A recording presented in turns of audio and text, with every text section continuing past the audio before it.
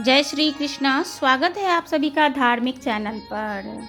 सावन कब है 2024 में और क्या क्या शुभ तिथियां आने वाली हैं, तो इस वीडियो में आप जानेंगे। तथा सोमवार की अष्टमी भी इस सावन मास में हम सभी को प्राप्त होंगी। मान्यता है कि सोमवार की अष्टमी अगर सावन में पड़ती है सोमवार पर तो विशेष शुभ फल की प्राप्ति होती है और किए गए उपाय निश्चित रूप से शुभ और सफल प्राप्त करवाते हैं। यानी कि हम जो भी कामना से उस पर उपाय करेंगे हमें उसकी बहुत ही जल्दी रिजल्ट प्राप्त होंगे।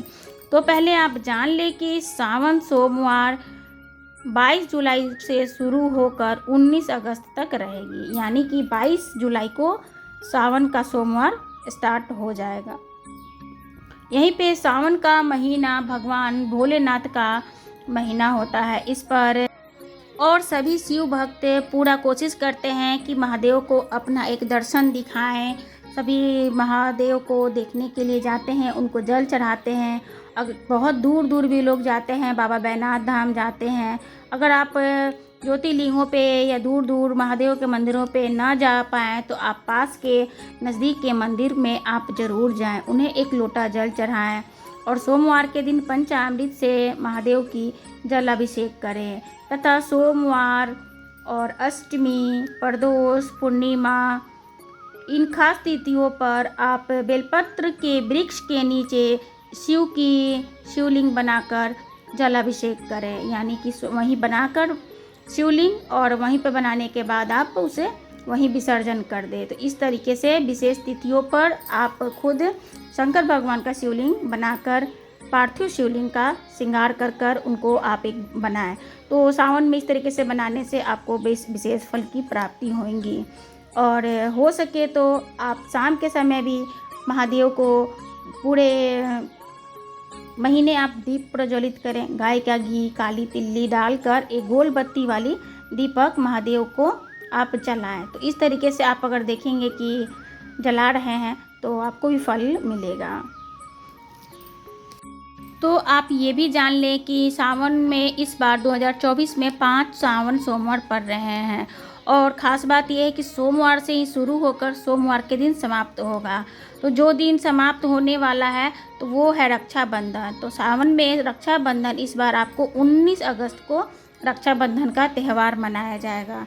जो भी बालिकाएँ महिलाएँ सावन सोमवार का व्रत रखती हैं वो रक्षाबंधन के भी त्यौहार मनाएं।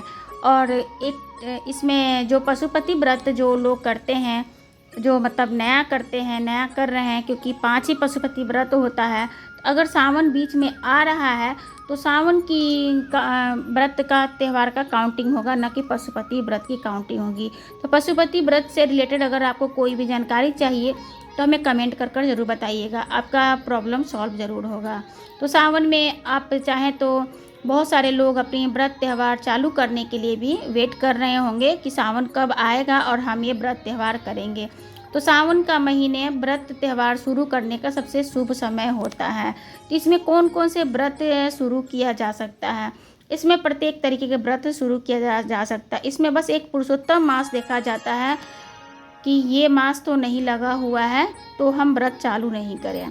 बाकी आप किसी भी सावन में आप कोई भी व्रत चालू कर सकते हैं, जैसे साप्ताहिक व्रत, मासिक व्रत, वार्षिक व्रत, ये सब व्रत चालू किया जा सकता है। सावन से ही मिलते जुलते सभी व्रत हैं, जैसे हरतालिका तीज, तीज का त्यौहार, ये जो सावन के महीने से शुरू होते हैं। तो सावन से लगे हुए इसीलिए पहले पहले सारे त्यौहार अच्छे शुभ तिथियों पे ही आते हैं।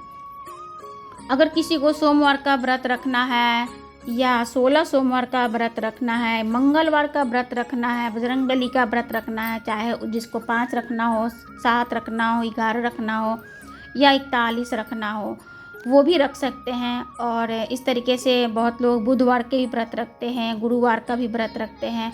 तो गुरुवार का भी व्रत आप सावन के महीने में शुरू कर सकते हैं। वैभव लक्ष्मी का व्रत जो अभी किसी ने नहीं किया है, अगर उसके करने की इच्छा हो तो वो भी सावन के महीने से वो शुरू कर सकता है।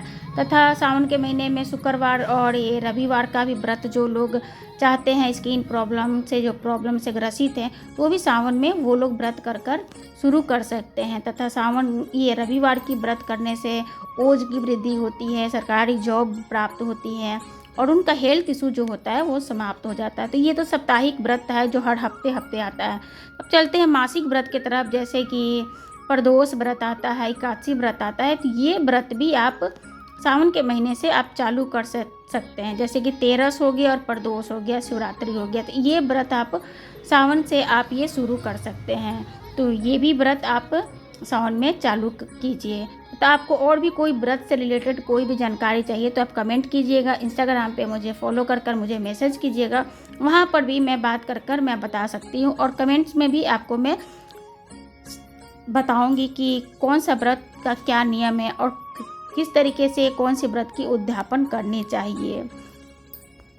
तो आपने जाना कि सावन में 5 सोमवार पड़ रहे हैं, तो 5 सावन का हम डेट जान लेते हैं। तो पहली सोमवार को पड़ रही है जो वो 22 जुलाई को पड़ रही है, दूसरी है 29 जुलाई, तीसरा है 5 अगस्त, चौथा है 12 अगस्त और पाँचवा है 19 अगस्त, पाँचवा रक्षाबंधन और सोमवार भी सावन का सोमवार समाप्त होगा।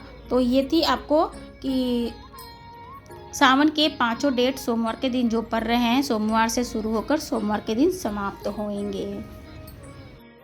आशा करते हैं कि आपको सावन सोमवार की जानकारी पसंद आई हुई हो। अगर जानकारी आई है तो एक वीडियो को लाइक ज़रूर कीजिएगा और कोई क्वेरीज हो तो आप कमेंट में भी ज़रूर बताइएगा कि आपको क्या और देखना है और क्या जानकारी चाहिए। सोमवार में आने वाले व्रत को कैसे किया जाएगा, पशुपति व्रत कैसे करेंगे, कौन सी व्रत की उद्यापन कैसे करेंगे, कौन सी व्रत हम किस दिन उठाएं। चलते चलते मैं ये भी बता दूं कि सावन का व्रत में जो भी हम व्रत उठाने वाले होते एक पशुपति व्रत छोड़कर, तो कोशिश करना चाहिए कि शुक्ल पक्ष में हमें उस व्रत को उठाएं, यानी कि उसकी शुरुआत करें। वैसे सभी दिन बढ़िया है सावन में, आप चाहे तो आप उसको उठा सकते हैं। और इस महीने में वर्षा ऋतु आगमन हो जाता है, तो आप कोशिश करें कि जगह जगह पर बेलपत्र वृक्ष लगाएं, जहां से आपके लगाए हुए बेलपत्र वृक्षों का पत्ता अगर भोलेनाथ पर चढ़ता है तो उससे भी आपके कुल का तारण होगा, यानी कि उसमें आपको भी फल प्राप्त होगा। जब हम नहीं रहेंगे तो भी अगर उसके पत्ते महादेव पे चढ़ते रहेंगे तो हमें शुभ फल की प्राप्ति होगी। उसके साथ साथ बहुत सारे ऐसे प्रॉफिट होंगे जो कल्पना भी हम नहीं कर सकते हैं। धन संपदा इतनी बढ़ेगी जो बेलपत्र का वृक्ष लगाता है। वीडियो पसंद आई हो तो प्लीज़ एक लाइक ज़रूर कीजिएगा। वीडियो में बने रहने के लिए आपका शुक्रिया। श्री शिवाय नमस्तुभ्यम। आप अपना ध्यान रखें, मंदिर में ज़रूर जाइएगा, दूर के मंदिर नहीं जा सकते हैं, पास के मंदिर जाइएगा। सुबह शाम दीप भोलेनाथ को जलाइएगा, यानी कि उनके दरबार में एक गोल बत्ती का दीपक लगाइएगा। चलते चलते एक छोटा सा उपाय, सोमवार के दिन एक गोल बत्ती घी का, उसमें काली तिल डालकर दुर्मुखा जी का नाम लेकर सोमवार के दिन अपनी प्रॉब्लम को बोलकर आप जलाइए। देखिएगा अगली सोमवार से पहले ही आपकी प्रॉब्लम हो जाएगी छू मंत्र। हमने ये बहुत बार किया है और बहुत बार हमने इस प्रॉब्लम से अपने छुटकारा पाया। रिजल्ट 100% नहीं 1000% शुभ निकलेगा। श्री शिवाय नमस्तुभ्यम।